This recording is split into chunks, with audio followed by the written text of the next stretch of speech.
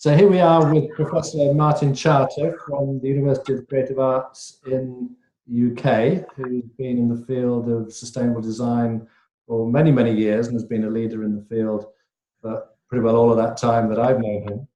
And also we have Nicole, who's going to represent our class in this conversation, because although Martin is very committed to what we're doing here, he can't be physically present with us or electronically present with us during the class. So it's great, Martin, that you've been able to spare some time in advance of the class and share some ideas.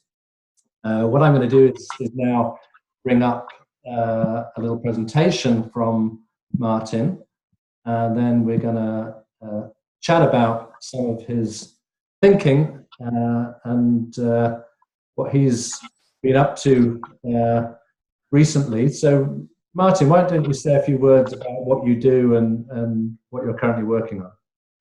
Well, firstly, thank you very much, David and Nicole, for the invite to this talk. Sorry I can't be with you. I'll be in Taiwan, hopefully physically launching the book at the end of the month that I'll talk about a little bit later. Well, as David had mentioned, I've been running the Center for Sustainable Design now for 20-something years.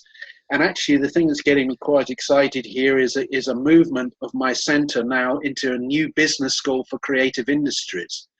And actually, as David coined, it's not another vanilla business school. It's a business school that is going to focus on creative industries and creativity.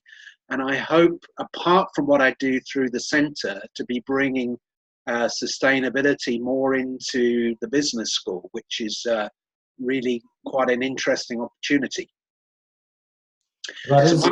So my background is in the business world before the mid-90s, moving into academia, and I've also been involved in other initiatives like setting up an ebook company way ahead of the curve in 1994, and latterly I've been involved in setting up something called Farnham Repair Cafe as a charity, so working in the charity and social enterprise area apart from my other activities. So that's a little bit about me. That's fantastic. And so let's now turn to your opening remarks. And we couldn't have anyone with a better track record than you to address the question of design and the circular economy, particularly with the new book coming out, which we'll talk about in a moment. But yeah, what is the big idea then with respect to sustainability and design and creativity from your point of view? Well, I'm primarily going to talk about circular economy today, but the first key thing that I start off, with discussions on circular economy is circular economy is not a magic bullet. It is an element and touches on a number of the sustainable development goals that are getting increasing resonance in business and government. Even I was in the European Commission last week on a foresight program looking at the sustainable development goals and how they might impact on policy going into the future. So circular economy fits within sustainable development and is not a substitution. So circular economy as a topic really has got a lot more resonance. It's difficult to pick up exactly the point that, it started to, the number of Google searches expanded, but certainly after 2008, we saw more and more discussion around the topic. And this is the idea of really moving towards more circular and less linear approaches.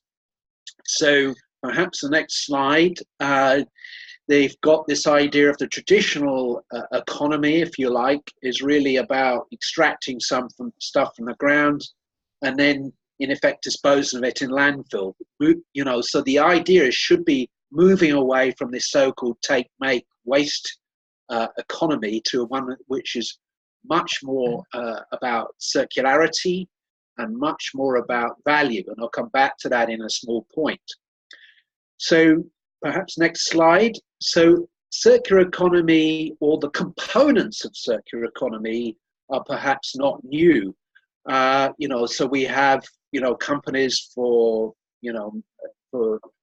decades or centuries that have been repairing, recycling. But perhaps what is new is this idea about deliberately designing to enable, in the biological cycle, products to, in effect, in the end, decompose into the ground, and then, in effect, in the technical system, to extend the life for as long as period of time. So, in a company perspective, if you've got 10,000 employees across 5 business divisions, the idea is tackling circularity, and particularly product circularity, in a more systemic and systematic manner across the organizations, not maybe just keeping it one business division.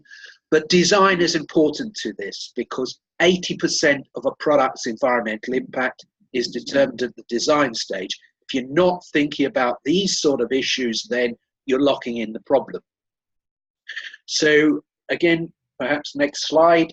The importance is what we see, and David and I have seen this over the years, is sometimes you get the so-called flavor of the month. And basically, there's a lot of growing, discussion around circular economy and activities happening now in a whole range of different countries. Indeed, I was in Vancouver last year, talking about this. But the key thing is not to get so locked into one issue, you neglect the other issues. So it goes back to the whole picture. One needs to look at sustainable development and perhaps the framework, the SDGs, as a useful manner to encapsulate it. We need to look at the whole picture and how the different issues impact within that. So don't just look at circular economy and neglect water and energy. Continue to keep this holistic view. So what is the difference around circular economy? Next slide. It's really about delivering value, and one could argue maybe I should have a slide in here that's animated crossing out the word waste. It's about how we retain value in products, and the materials and components with the products, particularly in technical cycles, to think about how one extends the life of those products, materials and components for as long as possible in economic and social systems. And so really a key element of circular economy is thinking about actually the use phase or the reuse phase of the life cycle. It's really not thinking about end of life. That really should be a lot further down the line, and materials recycling should be much further down the line than we normally thought about it. It should be developing design strategies. Remember, 80% of a product's environmental impact is in the design stage. Designing those strategies to take back, retain, and extend that value for as long as periods as possible. So, next slide. And what we're really seeing is this idea of the extended life cycle perspective, with the use phase being much more important, either business to business or business to consumer or even business to government. So it's that use phase that's very important. So in context, circular economy is of growing importance, but we must keep this broader perspective of sustainable development. So I think, Nicole, representing our class today, you had 1 or 2 questions, so why don't you go ahead? I did. So I've been taking recently a few courses at Schulich revolving around business and sustainability, and we study circular economies quite often. I think a lot of my classmates would be interested to know what you think are the most interesting developments in sustainable design or innovation at this moment, specifically in Europe, but could be on the global stage as well. So perhaps I'll look broader and then come in specifically around sort of circular economy stuff. Is a couple of things that I'm involved in are 2 new ISO standards, international standards around eco-design, which will be launched next year. One, which is around how you implement eco-design, and that's about integration of environmental aspects into product development and design, how you integrate eco-design into environmental management systems, particularly ISO 14001. The other standard is a joint standard with the IEC and ISO about how to do eco-design at the design level. So these are two quite high-level important standards that are developing, that are international, and they are slated to be launched at the back end of next year. What I'm getting quite interested in, going down to, you know, circularity, and it also may also impinge on low carbon, moving towards resource efficient low carbon economies, is both some of the top down developments that we're seeing in the sense of new technology, so-called Industry 4.0, the emerging use of robotics for potentially for disassembly, like the Apple Liam robot that they claim disassembles iPhones or certain types of iPhones in 11 seconds. And they've also now evolved another robot for disassembly, but also things like the smart use of sensors in cities, whereby places like Barcelona are integrating sensors into their dumpster systems so that the city knows the optimum point to collect the rubbish, if you like, or the value. I should ban the word rubbish and waste here. So the optimum times for collection. So we're also seeing that coming into, circularity in an area you wouldn't think about normally, is in terms of preventative maintenance.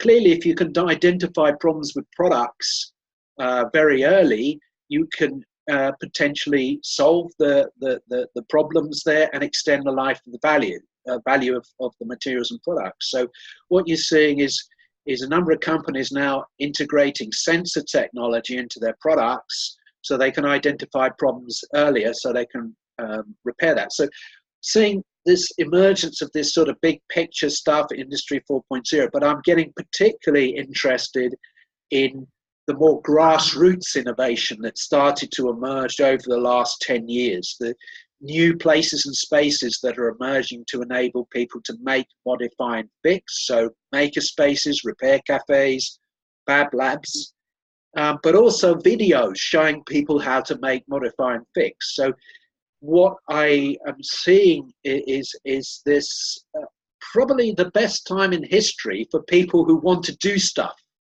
There's videos, there's potentially crowdfunding, there's now places and spaces for people to collaborate. But in environmental terms, this has the potential to bring more localized, low carbon, resource efficient initiatives forward. So I'm quite excited because I also did the world's first global research into repair cafes, and I set one up as a charity. So I see both the environmental and the social dimension of this, which is really important in a community context. So thinking more broadly then, Martin, how do you feel about the future and what inspires you about the journey we're on?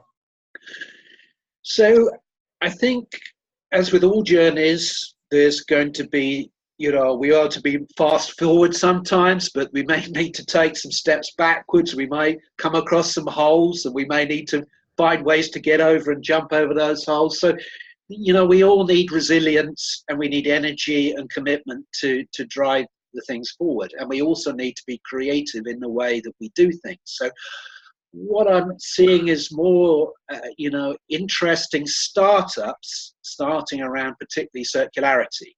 I think there's a lot of challenges for large, complex organizations to become more circular, simply because of the level of complexity. But I think when you're in a startup mode, you haven't got these embedded issues of size and complexity. So a number of very interesting startups emerging. A couple of examples there, a company called Burio, who are effectively making skateboards using polymers from, and I will use the word, waste fishing nets. And they're selling globally. They're working with the communities in Chile. They're collecting the polymer, cleaning it, and injection molding these waste polymers into skateboards and other products and exporting. This is a US Chilean startup, very, very interesting guys. I met them, very, innovative, but also sustainability is at the heart of their DNA. A company, an SME, they're not a startup now, but a very interesting company called iFixit, a guy called Carl Vians, who's an ex-Apple engineer. He saw the issue of, deliberate or non-deliberate built-in product obsolescence, products not designed for dismantleability and repairability.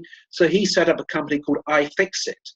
And essentially they produce high-quality tutorials showing you how to fix your products, and the business part of it is they then sell you the tools and the components to fix your own products. So this is tapping into potentially a new emerging segment of the market that's becoming more confident to repair their own products, whether it be an oven or an iPhone or a vacuum cleaner. So these are just two very small examples of innovative SMEs and startups. But I think the big challenge with circular economy is really it's about a transition away from linear to circular, which means innovation at every level. It means at the highest level, system innovation, which means that government, business and civil society need to get together to collaborate and come up with decisions around systemic change.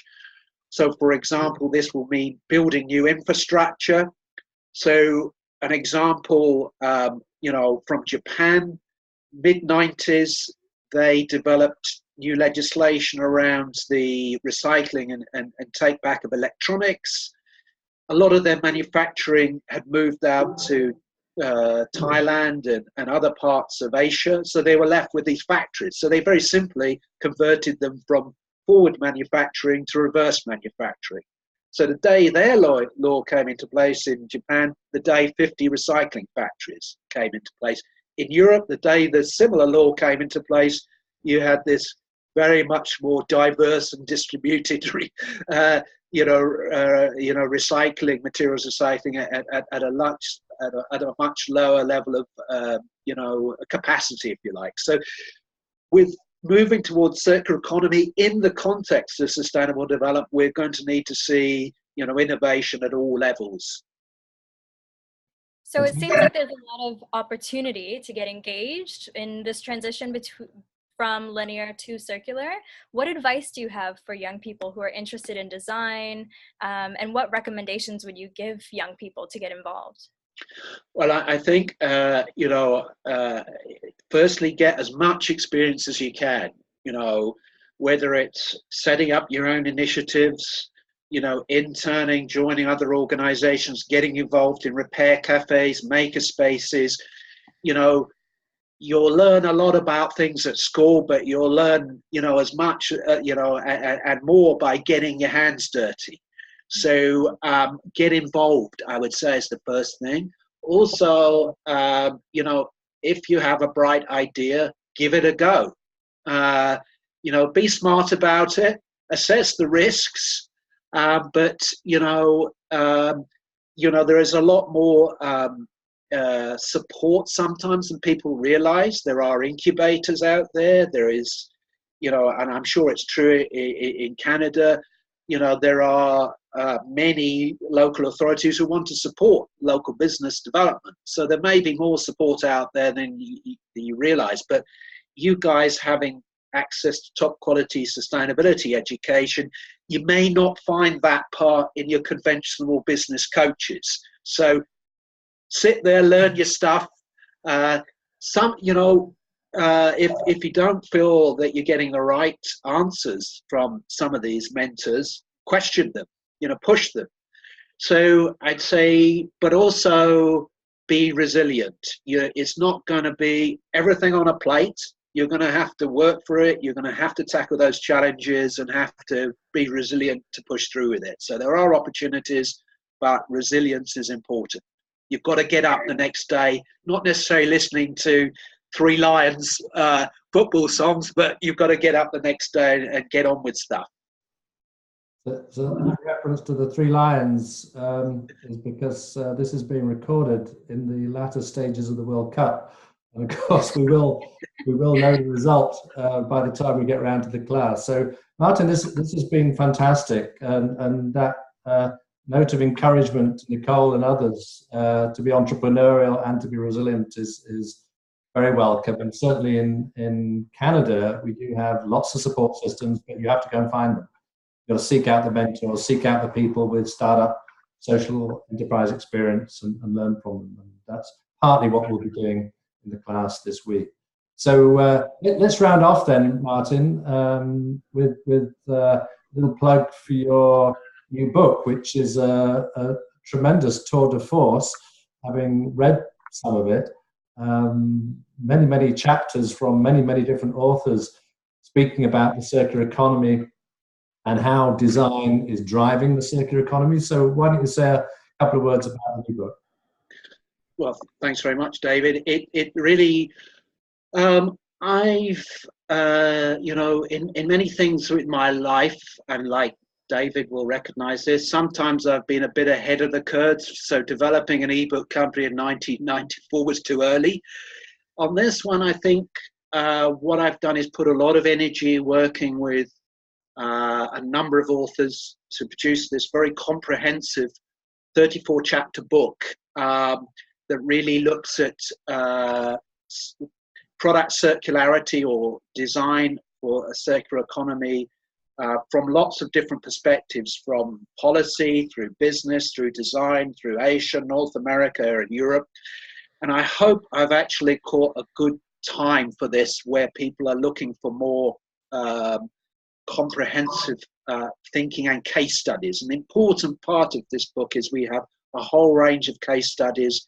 It's very practical, lots of examples here. So, I do believe, and of course I would say it's the most comprehensive book on this issue to date. I think more people are getting interested in this, but like with everything else, it's how do you do it? What's the experience? What are the lessons learned from other people? So I hope that it will be in all good bookshops. Actually, I've been told by the publishers about 1 hour ago, I think it should be fully published on the 23rd, 24th of July. So I hope in August they will be rolling out through their network. So I think I'll say, and thank you very much, David, for the comment on the jacket on this. Very helpful. And David is somebody that has been very influential in many areas, starting with his work in the Body Shop right through to bringing that knowledge into all his different academic experiences in Canada and the UK. So appreciate the invite from David on this, and also Nicole as well. So thank you very much. Well, thank you, Martin. And you've given us a lot to think about for the class and also beyond. We'll have to get you over to Canada and do a little bit of a book tour at some point. So we'll look forward to that. I'll close this interview now with just again, thank you to Nicole for being part of it, and to you for sharing everything, Martin. And we'll look forward to hearing more from you in the future. Well, thank you very much, and have a good rest of the lecture when it hits the reality. Thank you, Martin. Okay.